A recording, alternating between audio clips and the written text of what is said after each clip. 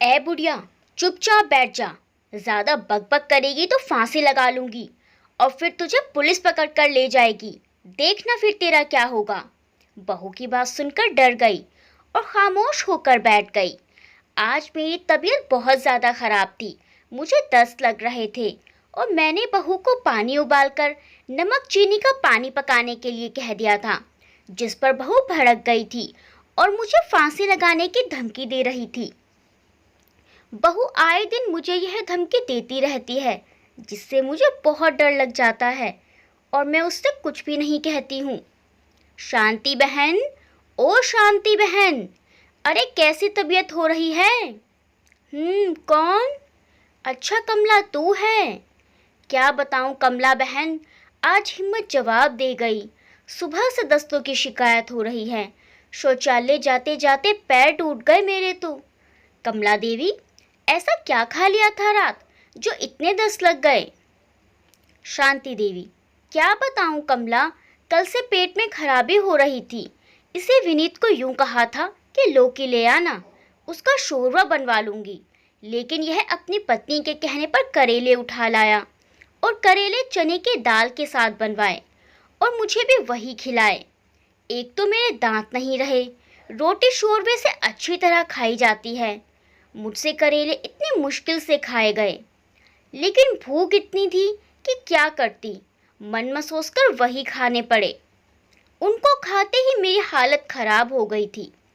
कमला देवी, हे भगवान, इन बच्चों को भी कभी अकल नहीं आएगी। रमा आई हुई थी तो मैं भी 2-3 दिन से नहीं आई थी, नहीं तो मैं ही घर से खाने को ला देती। लेकिन तुम्हारी हालत तो मुझे बहुत खराब लग रही है। चलो खड़ी हो जाओ, थोड़ी सी हिम्मत करो, मैं ही तुम्हें डॉक्टर के लिए चलूं। हाँ चल ले चल, अब तो जान से निकली जा रही है। पिछले महीने विनीता आई थी, वो देकर गई थी पैसे, उसी में से ले आती हूँ दवाई। हाँ ठीक है चलो। शांति देवी बदहवास हालत में पड़ी हुई थी तो उनके पास उनकी पड़ोसन कमला देवी आई और उन्हें आवाज़ लगाकर उठाया तो उन्होंने उनको अपनी आप बीती सुनाई। तो कमला देवी उन्हें डॉक्टर के ले जा रही थी। शांति देवी धीरे धीरे खाट से उतरी और अलमारी में से पैसे लिए और कमला देवी के साथ चल पड़ी। कमरे से बाहर निकलने पर शांति देवी की बहू पल्लवी ने उन्हें देखा तो नाक मुंह बन गए। बोली, कहाँ जाने की तैयारी है, किस तरफ चल दी दोनों?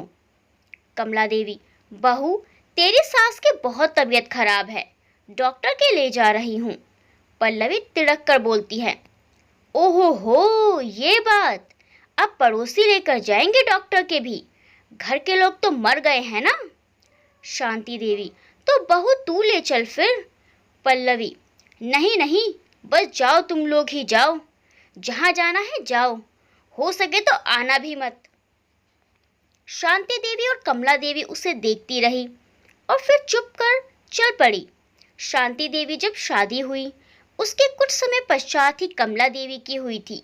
पड़ोसन होने के साथ साथ दोनों अच्छी सहेली भी बन चुकी थी। जब शांति देवी इस घर में आई तो उनके पति देव कुमार जी ने उन्हें पहले ही बता दिया था कि मेरी माँ थोड़ी गुस्से वाली है, उनका ध्यान रखना बस। ये बात शांति देवी जी ने पल्ले गिरहा बांध ली थी और उनके मरते दम तक सेवा करती रही। ससुर जी का देहांत शांति जी के विवाह से पहले ही हो गया था।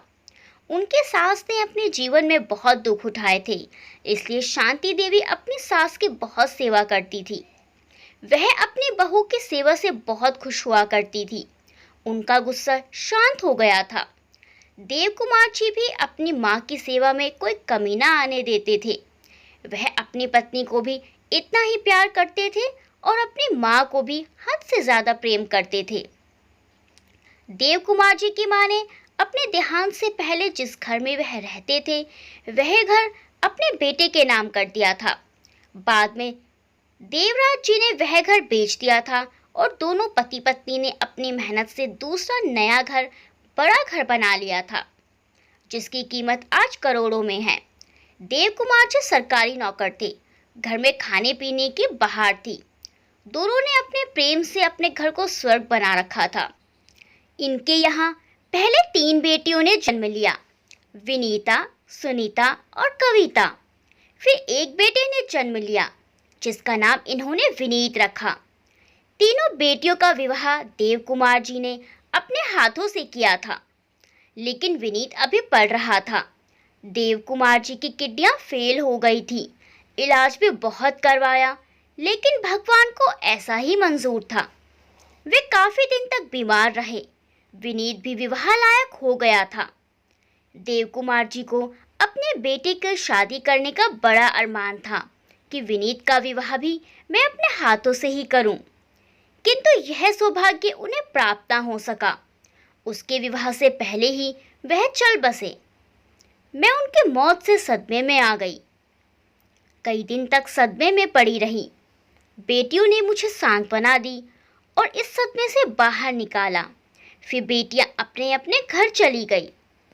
फिर मैंने बहुत साहस जुटाकर अपने बेटे को अपने पति की नौकरी दिलाने के लिए खूब प्रयत्न किए।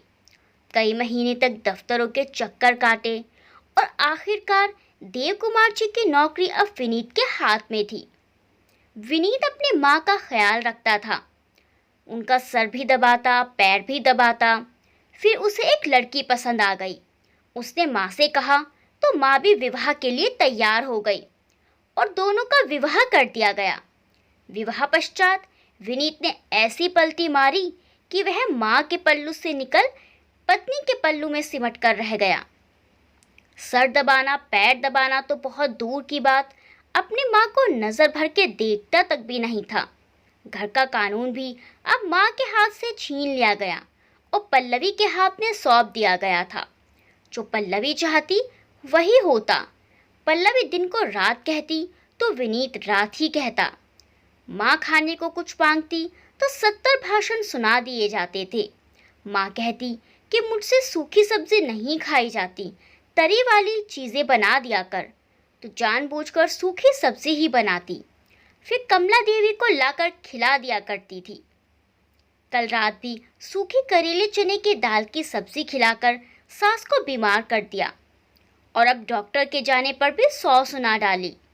कुछ समय पश्चात दोनों बूढ़े डॉक्टर से वापस आती हैं तो उन्हें देखकर पल्लवी ने फिर से बड़बड़ करना शुरू कर दिया था। उनके हाथ में फलों की थैली देखकर उसकी आंखें फटी की फटी रह गई। कहती है कि यह फल किसके पैसों से आए हैं? किससे लिए थे ये पैसे या मेरे चुराए हैं? कमला देवी जी हैरान होकर कहती हैं, हाय हाय बहू, कैसी बातें कर रही हैं? शांति बहन तो अपने पैसे लेकर गई थी, विनीता ने दिए थे इन्हें। पल्लवी तिड़क कर बोली, तो आप क्या कहना चाहती हैं कि हम तो पैसे देते ही नहीं हैं माँ को? आप हमारे घर में आकर आग मत लगाया करो। पल्लवी के शब्द सुनकर दोनों स्तब्ध रह गई। शांति देवी जी ने कमला देवी की तरफ देखा तो कमला देवी की आंखों में आंसू थे। उन्होंने कमला देवी के कंधे पर हाथ रखा और कहा, कमला बहन, तुम आराम से घर जाओ, कल आकर मेरा हाल जान लेना। कमला देवी चुपचाप चली जाती हैं। शांति देवी कुछ कहने सुनने की हालत में नहीं थी। उनकी जान निकली जा रही थी। वह जाकर अपनी खाट पर लेट गई। थोड़ी देर बाद फल खाने लगी तो विनीत के बच्चे आ गए। विनीत के 2 बच्चे थे, एक बेटा 7 साल का और एक बेटी 5 साल की। दादी दादी क्या खा रही हो? हमें भी खाएंगे। हाँ मेरे बच्चों, खा लो। और अपने हाथों से दोनों बच्चों को खिलाती रही और खुद के हिस्से में थोड़ा सा ही आया। बच्चे खाने के बाद बाहर भाग गए। शांति देवी जी ने फिर दवाई खाई और शुक्र अदा किया और लेट गई। दवाई कुछ असर करती इससे पहले ही पेट में गुड़गुड़ मच गई। शांति देवी जी जल्दी खड़ी हुई, लेकिन बूढ़ी हड्डियों में वो बात थोड़ी थी कि दौड़ी दौड़ी शौचालय पहुंच जाती। लाख कोशिश करने पर भी जब गया नहीं गया तो दस्त भी रुकने वाली चीज़ नहीं है, तो उनके शौचालय जाने से पहले कमरे में ही उनके दस्त निकल गए। बुढ़ापा दूसरों का मोहताज हो जाता है, बेबस लाचारी का मारा हो जाता है। शांति देवी सहम गई। उन्हें समझ नहीं आया क्या करूं। वह बेचारी धीरे धीरे चलकर शौचालय पहुंची और पहले खुद को अच्छे से धोया, कपड़े बदले अत्यधिक चक्कर आ रहे थे, कमजोरी भी अधिक आ चुकी थी। शौचालय में ही गिरने से बाल बाल बच गई थी, लेकिन बहू से डर के साहस जुटाना पड़ रहा था। बाथरूम से पानी भरने लग रही थी, तभी बहू अपने कमरे से निकल आई। उसे दुर्गंध आई तो इधर उधर देखा, उसे कुछ नजर नहीं आया। वह अपनी नाक पकड़े असमंजस्य में पड़ गई। आखिर हुआ क्या है? उसने सास के कमरे में जाकर देखा तो आंखें फटी रह गई और उल्टी का मुंह बनाकर बाहर भाग गई और आंगन में आकर कोहराम मचा दिया। हे राम, यह क्या अनर्थ कर दिया इस बुढ़िया ने! इसने तो पूरा घर दूषित कर दिया। मैं कहाँ जाऊं राम जी, इस बुढ़िया को उठा ले। बेचारी शांति देवी पानी भरकर लाई और सारा घर धोने में लग गई। गिरते पड़ते घर धोई जा रही थी और पल्लवी के अपशब्दों का वार उनके हृदय पर लगातार वार किए जा रहा था। बुढ़िया, तूने मेरा सारा घर दूषित कर डाला। तूने कमरे को ही शौचालय बना डाला। इतना खाया कि पेट में समा ना सका। थैली भरकर लाई थी, पूरा खा गई। शांति देवी पहले ही बहुत शर्मिंदा थी अपनी इस लाचारी बेबसी पर। ऊपर से पल्लवी तानों के बाण चलाए जा रही थी। शांति देवी अपने शरीर की पीड़ा और हृदय की पीड़ा का जख्म एक साथ लिए घर धोने में लग रही थी और साथ में आंखों से आंसू बहाए चली जा रही थी। बच्चों ने भी आकर छी छी बदबू बदबू करना शुरू कर दिया। इतने में विनीत भी आ गया। उसने तो अपनी माँ को अपनी पत्नी से भी अधिक जलील करना शुरू कर दिया। माँ, आपने बुढ़ापे की ही लाज रख लेती, बच्चों की तरह छी करती फिर रही हो। इतना खाती ही क्यों हो? जरा भी दया ना खाई अपनी बूढ़ी बेबस माँ पर। दोनों सुनाकर अपने बच्चों को कमरे में लेकर चलते बने। शांति देवी जी ने सारा घर धोकर धूप बत्ती लगाई, फिर अपने कपड़े धोए और नहाने चली गई। बाथरूम में बैठकर वह बहुत रोई। हे भगवान, कहाँ जाऊं, क्या करूं? यह बुढ़ापा मेरी जान का दुश्मन बन गया है। मेरी रात से तबीयत खराब है, पूछने वाला भी कोई नहीं। बेख्याली मजबूरी में मुझसे जाया नहीं गया शौचालय और इन लोगों ने मुझे इतना जलील कर दिया कि मुझे खुद से ही घृणा आ रही है। वह रोती रही और नहाती रही, नहाकर अपने कमरे में चली गई। यह मेरी औलाद है, मेरे पेट की औलाद, जिसके मैंने सूसू पोटी सब साफ किया। आज इसे मुझसे घृणा आ रही है। मैं सब साफ कर तो रही थी, लेकिन इन्होंने मुझे मेरी नज़रों में ही गिरा दिया, मानो मैंने कोई खून एक साथ कर डाले हों। सोचती रही, फिर थोड़ा सा केला खाया, वो खाया, फिर दवाई खाई और सो गई। सुबह उठी तो तबीयत कुछ बेहतर मालूम हुई। तभी बेटा और बहू आए। मेरे बेटे ने कहा कि माँ, अपना इंतज़ाम कहीं और कर ले, अब इस घर में हम तुझे और बर्दाश्त नहीं कर सकते। मैं उन दोनों के मुंह को हैरान होकर देख रही थी। यह मेरा सगा बेटा और मेरी बहू ही है ना, जो मुझे ऐसी बात कह रहे हैं। मुझे अपने कानों पर विश्वास ही नहीं हो रहा था। तभी बहू बोल पड़ी, माँ जी, आपने सुन लिया है ना कि आपके बेटे ने क्या कहा है? अपना सामान उठाओ और निकलो यहाँ से, कहीं वृद्धाश्रम में चली जाओ। हमारे से अब नहीं बर्दाश्त होती तुम्हारी हरकत। अपनी मर्जी से चली जाओगी तो ज़्यादा बेहतर है, नहीं तो धक्के मार कर घर से बाहर निकाल दूंगी। यह कि कल बेटा और बहू चले गए, मैंने अपना थोड़ा सा सामान लिया और कमला देवी जी के घर जा पहुंची और उसे अपने साथ लेकर वकील के पास पहुंच गई और अपने बेटी बहू के खिलाफ केस कर दिया। मामला न्यायालय पहुंचा और बेटे और बहू को कोर्ट का नोटिस मिला। कोर्ट में सुनवाई हुई तो शांति देवी ने अपने ऊपर होने वाले सभी अत्याचार जज को बता दिए और अपना रुद्र रूप बेटा बहू को दिखाया। अपनी माँ का ऐसा रुद्र रूप देखकर बेटा बहू के तो तोते ही उड़ गए। उन्हें काटो तो खून नहीं। शांति देवी जी ने कहा, मेरे घर पर कब्जा जमाए बैठे हैं, मुझे खाने को नहीं देते और बहू मुझे फांसी लगाने की धमकी देती है और मुझे घर से बाहर निकाल दिया है। दोनों बेटा बहू कहते हैं कि वृद्धाश्रम में जाकर रहो, इस घर में तुम्हारे लिए कोई जगह नहीं है। मेरा बेटा 80,000 महीना कमाता है। वह घर मेरे पति और मैंने अपनी मेहनत से बनाया था। उस घर पर मेरे बेटे का कोई अधिकार नहीं है, उस घर पर मेरा अधिकार है। बहू बोली कि वो घर हमारा है, हम उस घर के इकलौते हकदार हैं और वह पूरा का पूरा हमें ही मिलना चाहिए। हमें अपनी सास की बहुत सेवा की है। सासू माँ की कुछ दिन से दिमागी हालत ठीक नहीं है। जज साहब बोले कि तुम्हारा घर कैसे हुआ? फाइल में तो इनकी 3 बेटियों का भी उल्लेख है। जज साहब ने दोनों की बोलती बंद कर दी और जल्द से जल्द घर खाली करने के आदेश दे डाले। घर खाली होने लगा तो विनीत और पल्लवी एसडीएम से गुहार लगाने पहुंचे और वहां जाकर हाथ पैर जोड़ने लगे और कहने लगे कि कृपा करके हमें कुछ महीने का समय दे दीजिए।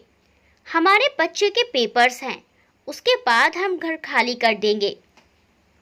एसडीएम ने उनकी गुहार सुनकर 2 महीने का समय दे दिया। 6 महीने गुजर चुके थे, लेकिन अभी तक बहू बेटे ने घर खाली नहीं किया था। माँ ने ऊपर की अदालत में केस दायर किया और केस की फिर से सुनवाई हुई, लेकिन एसडीएम की इस तरह की कार्यवाही करने पर भी एसडीएम को फटकार पड़ी।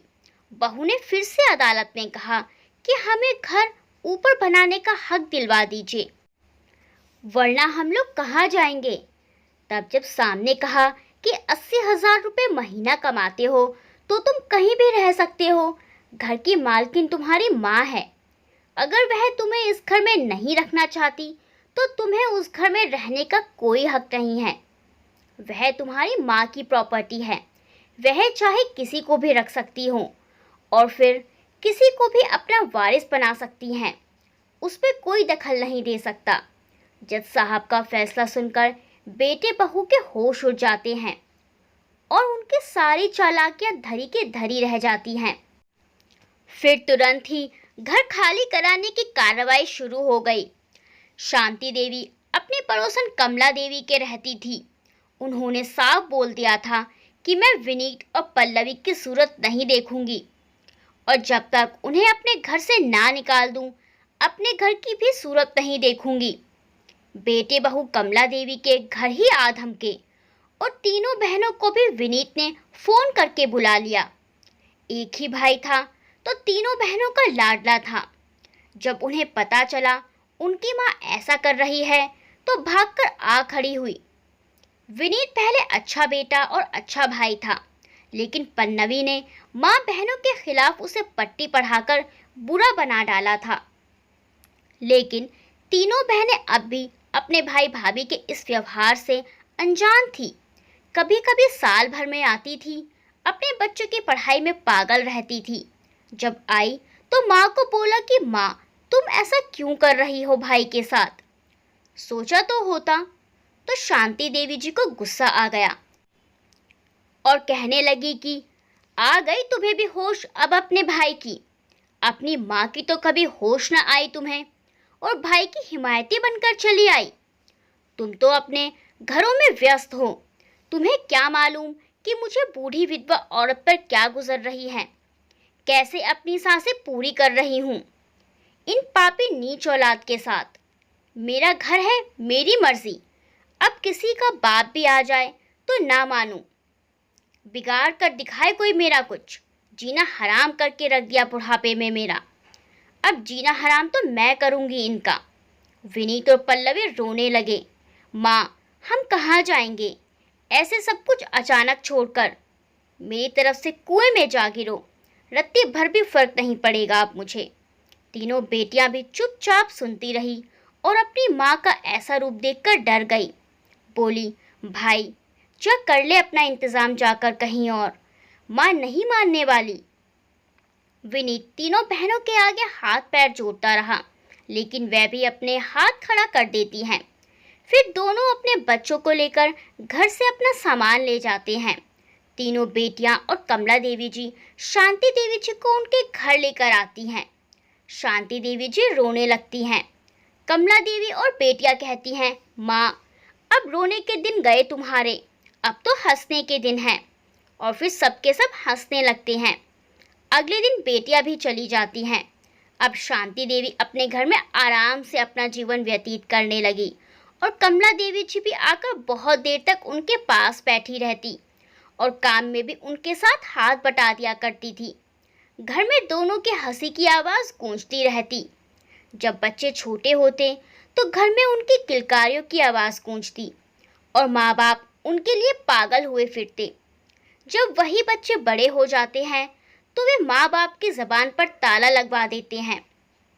लेकिन जब एक माँ अपने बच्चे को जन्म दे सकती है, पाल पोस कर इतना बड़ा कर देती है, तो क्या वो माँ क्या कुछ नहीं कर सकती। इसलिए सच्ची घटना पर आधारित इस कहानी से हमें यही सबक मिलता है कि एक माँ से कभी पंगा नहीं लेना चाहिए, नहीं तो लेने के देने पड़ जाएंगे। उन्हें वही प्यार मान सम्मान दें जो वह तुम्हें बचपन में देते हैं। दोस्तों, इस कहानी के बारे में आपकी क्या राय है कमेंट सेक्शन में ज़रूर बताएं और वीडियो को लाइक करना बिल्कुल भी ना भूलें। मिलते हैं अगली वीडियो में एक अच्छी सी कहानी के साथ। तब तक के लिए बाय बाय।